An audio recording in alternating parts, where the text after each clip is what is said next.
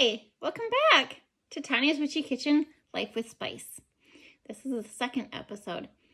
And it was really hard to decide which herb to do or spice to do. And I decided, if you saw the tea time one with the dandelion and pine needle and star anise and all that, I talked about cilantro. And I thought, well, let's lead with cilantro because I was going to do basil, but my basil tree looks like somebody beat the piss out of it. So I just figured we will postpone that one. So maybe it looks a little better. It's got its butt kicked. So anyway. So we are doing coriander seed and cilantro leaves cilantro because it's all the same plant. So the leaves off of it, I think it's a coriander plant, but I only saw that in one spot. So I was a little confused and I didn't look it up because you can look it up. So anyway, medical uses. We'll start there. Comes from so the plant is part of the carrot family. Fresh leaves, stems, and green seeds. Okay, so not the dried ones that you buy at the store, green seeds. You can make a fresh tincture out of it, and that is the recommendation, is to make a fresh tincture. Fresh herb tincture. Okay, it doesn't mean like fresh and you just made it and drink it. You can make tinctures out of dry plant matter or fresh plant matter. And certain plants work best with when they're fresh and other ones when they're dried. And some don't matter. But cilantro is one that is recommended to be made fresh. Doesn't mean you can't make it the other way. Just recommends it as being fresh. Okay. So this is a quote from Making Plant Medicine. It says, fresh consumption of fresh food or tinctures helps mobilize heavy metals, including mercury, cadmium, lead, and aluminum from bones, teeth, and central nervous systems and other body tissues. That's huge. I love that. If you combine it, the food or tinctures, if you're taking a tincture, combine that tincture with dandelion, wonder why, or red clover tincture. It helps dispel it through the urine, those metals, okay? Or take cilantro tincture, mix it with water and 1 tablespoon bentonite clay. You can stir, drink it, and I hate this word. It will chelate heavy metals and move it through the bowels. What the bentonite clay is doing, it is attaching to those metals in your body that the cilantro tincture has helped, mobilize, move out, and moves it through your bowels. I mean, wow, right? If you have a headache, 20 drops of a fresh tincture, I shouldn't say fresh tincture because I don't want to confuse you, of the cilantro tincture, mixed with hot water and sip slowly. But I wonder if that has to do with metals and stuff too. There are no known contradictions to coriander seed or cilantro. It is generally regarded as safe. I got that right this time. For food consumption. No restrictions. If you don't like cilantro, because some people think it tastes like soap, remember that. I don't. I love it. Don't eat it. Just don't eat it. Why would you put yourself through that? Like, I don't eat stuff I don't like. I'm not a picky eater. I love food. Love food. Normal food. Like, not chicken, eggs. Like, like that World Foods guy. He traveled the world and he ate all this weird stuff. No. Okay. Not my thing, but I like food. I like food in general. Can't you tell? Okay. So we are going to start with cilantro. It is sometimes called Italian parsley or fresh coriander. I have never seen it at the store labeled fresh coriander. So just there you go. This is the leaf, and you know, it's the stems and leaves. It is antibacterial, antifungal, anti-inflammatory, antispasmodic, which, you know, muscle spasms, and it's a carminative. Relieves gas. My grandson would love to come tell you all he knows about relieving gas, but we'll save that for another day.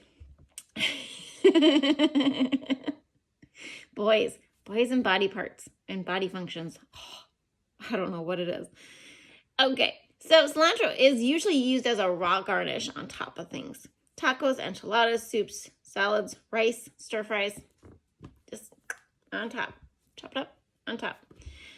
You can make pesto with it instead of basil. You can use the fresh leaves, make a pesto. Salsa, you can use it dried. Beans, soups, marinades, you can use it dried. It's a cooling herb, so all the herbs and spices have these characteristics. They can be cooling to the body, so this would be a cooling, like mint is cooling. They can be drying, they can be warming, and they can be it's not the word, it's moisture, but it's water, but I can't think of the word. Okay, so anyway, yeah, they can all, and so they all have these properties, and sometimes I probably will forget to add them in here, sorry. Indian cuisine, they make a lot of cilantro into condiment sauces to temper the spicy food they serve. Pretty cool. Cilantro is good for everyone. Aids digestion, relieves nausea, headaches and gas. We already talked about gas. Cilantro with lime is great for your belly. It's great for bean dishes because it gives you gas relief. Also bloating. You know, you eat the bean dip or the chili or whatever and you just feel, you know. Next time, throw some cilantro on there or eat it afterwards, you know, or before. In soup stews, add right before serving. It wilts and disintegrates into nothing. And, you know, I know you can do that with kale and stuff, but maybe cilantro just isn't a great one to add like 3 cups to your soup. So you can make herbal waters out of this. So, you know, like lime water, lemon water, cilantro water, vinegars, oils. It's a great herb. Great herb. Now and we are actually going to make a salsa. Pico de Gallo. If my daughter sees this, she's gonna be dying. So Pico de Gallo means rooster's beak. What the heck? I don't understand it. But it's a fresh salsa. Okay? Not cooked. To the coriander seed. Now I know why talk shows have cups. Okay, coriander seed. It is antibacterial, anti-inflammatory, antifungal, antispasmodic, carminative. I am not a fluent reader. In my mind, I just, you know, I know what it is. I know what it means. I probably don't pronounce it like they tell you to. So I'm so sorry if I'm pronouncing these things like slaughtering them. Okay, I'm sorry. Antioxidant, diuretic, and nervine.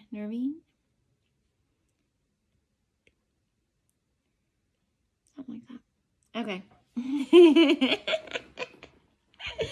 It relieves intestinal cramps and spasms. So it's good for the digestion. It also relieves anxiety and nervous tension. So it helps the nervous system. These are everyday common ailments. I wonder if I can make a tea and feed it to my husband every day. It has a nice lemony taste. No, he won't eat it. He hates lemon. Nice lemony taste, and it does. It is beautiful. You can't go wrong mixing it with other herbs. You can mix it with cinnamon, and this is just off the top of my head, so don't, you know. But if you ground it up really fine with cinnamon in a cake, or you can mix it with basil, you can mix it with I mean, I throw it in my chili, I throw it in my soups, I throw it in anything I think of to throw it in there because nobody notices. And it's good for them. What do they know? Many diseases are rooted in digestive problems, which we have talked about. Taking care of digestive and gut issues can reduce inflammatory complaints, leaky gut syndrome, allergies, arthritis. Okay? Body digestion problems rob nutrients from other areas of the body and exhaust your nervous system. And it disrupts the body's chemical balance. You cannot rob Peter and pay Paul. We know how that works. It doesn't work because then you owe Peter and Paul's got paid and he's still pissed off, so you can't rob Paul to pay Peter next time. And that's what it's doing when you have these inflammations and gut problems, and they are robbing the body other places of nutrients, and where this, like your thyroid does this, and parts of your brain do this, and your adrenals do this, and your kidneys do this. Well, if it's robbing stuff all over, nothing's functioning properly. It's very serious. Think about this. So inflammation plus depletion equals anxiety and nervousness. And how many people do you know that are on antidepressants? I know quite a few. So maybe it's not just the anxiety. Maybe it's other things causing it. And, Anyway, I won't lecture. I'm off my soapbox. I'm down. Coriander is an anti-inflammatory throughout the whole body. It doesn't stick to just one spot. It can be anti-inflammatory through the whole body. Okay? And it's rich in potassium and a few mineral things they added. The potassium, yeah. You can make it a coriander oil, a ghee, vinegar, pesto. Well, we talked about that one. Or a bath. If it's anti-inflammatory, a bath would be great, right? We are going to go to the kitchen and we're going to make a vinegar, an herbal vinegar, which you can add. I actually took, and then we're going to make the Pico de Gallo. And I actually took, so if I forget to tell you, this is why, I actually took a tablespoon of my dandelion burdock vinegar and put it in the pesto because I was like, well, all these properties, So let's go check out the kitchen. Okay, so for your herbal vinegar, you're going to need a glass jar, not that lid, and either white wine vinegar or apple cider vinegar. Both are really good. Don't use the distilled. So the ingredients are lemongrass leaves, black peppercorn, chopped garlic chives, coriander seed, and kefir lime leaves. As you see right there, they're all there. And I just am making this up as we go. So it's 1/2 tablespoon of our coriander seed. I did grind it up. Do you see the little half shells in there? I just throw that all in. I don't separate. And then our garlic chives, 2 tablespoons. This is from my garden. I love chives. Oh, they're awesome. And about 1 teaspoon of black peppercorns, whole. I did not grind them or anything. And 1 to 2 tablespoons lemongrass leaves. And if you wanted to put the bottoms in there, you could, but I am using those for something else. And 2 to 3 lime leaves. You can omit those. So you put all the ingredients in the jar, and I added 8 ounces of vinegar to mine. You can fill the jar totally to the top. You want about 1/4 of a jar of dry ingredients to your vinegar. And make sure you cover it with either wax paper or a plastic lid because the vinegar will eat through it'll rust out your lid or eat your lid because it's metal. So I always use plastic lids or even wax paper. Okay, and onto our Pico de Gallo. There is my beautiful cilantro. And for the recipe, you need half an onion, 3 tomatoes, 1 lime, and 1 jalapeno pepper. You could add the second, you could add 2 very easily. So to start, don't critique me on how I cut my onion. I know it's wrong. I know it's not how chefs do it. It's worked for me for the last, I don't know how many years. So that's how it is. You're not teaching this dog any new tricks. I'm just going to cut my onions that way. Nothing you can do about it. It doesn't matter what you say. I am going to continue to cut them like this. But anyway, that was a potent onion. It is a sweet Vidalia onion. No, it's not a Vidalia. Yeah, it was. Yeah, sweet Vidalia onion. I like those.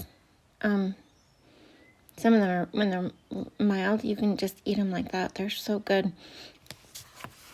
So just have a bowl to the side. That's all I'm doing. Throwing them in there. There wasn't much for the chickens on this.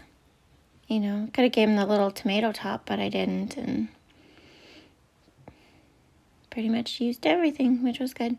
So, and I just cut my tomatoes into little, you want them into little tiny I don't know if you want to call it minced, but, you know, little tiny pieces, smaller than bite-sized, so that they, you know, stay on the chip. I have never made this, so this was the first time I was making it, and I really liked it. Like, I could have ate the whole bowl myself. Yeah, sad but true. And there's my 3 tomatoes. So with the lime, just roll it on the counter or whatever. Try and get the juices going. Right? It said 2 tablespoons lime juice out of 1 lime. But I think I got 1.5. But I just figured that was fine. And this is from natasha'skitchen.com. I lost on my notes for what I was going to say on here, so I'm so sorry. And I'm just taking the lemon peel off. I don't have a fancy thing, so I just do that. I don't know what I'm going to do with it. I should just stick it in my gin bottle. Yeah. I think that's a great idea. I'm going to stick it in my gin bottle. Let it infuse in there. So you just, however you squeeze your citrus, just squeeze out the lime.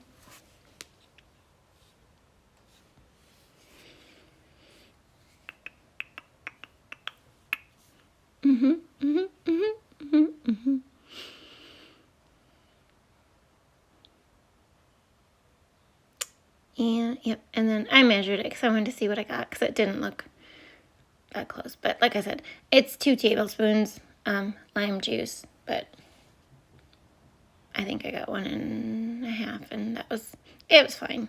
I wasn't worried about it. I think this is one of those recipes you can, you know, just kind of dink as you go, you know, change it up. Here's my cilantro. So it's about 1/2 cup is what they said. I don't know what 1/2 cup is. So I did wash it, and then I picked out a few of the bad leaves. Put those on the side for the chickens. I don't know if they eat cilantro. We'll find out. If not, the ducks probably will. If not, the geese will. They're all dumb. They eat the weirdest stuff.